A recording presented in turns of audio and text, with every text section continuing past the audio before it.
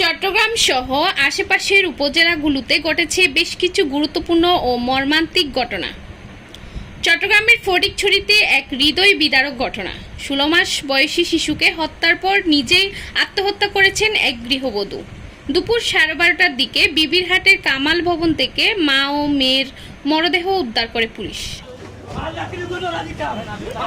রাঙ্গুনিয়া উপজেলায় পুকুরে গোসল করতে নেমে পানিতে ডুবে মারা গেছে 4র্থ শ্রেণীর এক শিক্ষার্থী। স্থানীয়রা শিশুটিকে উদ্ধার করে হাসপাতালে নিলেও কর্তব্যরত চিকিৎসক তাকে মৃত ঘোষণা করেন।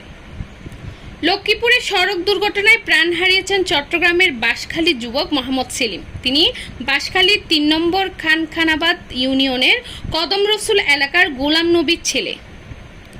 চট্টগ্রাম উন্নয়ন কর্তৃপক্ষের আগ্রাবাদ আবাসিক এলাকার সরকারি খেলার মাঠ দখল ও দোকান বরাদ্দের অভিযোগে অভিযান পরিচালনা করেছে দুর্নীতি দমন কমিশন দুদক।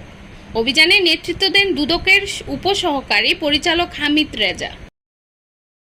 চট্টগ্রাম নগরের বাখুলিয়া থানাধীন এক্সচেঞ্জ রোড এলাকায় বিএনপির দুই পক্ষের সংঘর্ষে যুবদল কর্মী মোহাম্মদ সাজ্জাদ নিহত হওয়ার ঘটনায় হত্যা মামলা দায়ের করা হয়েছে।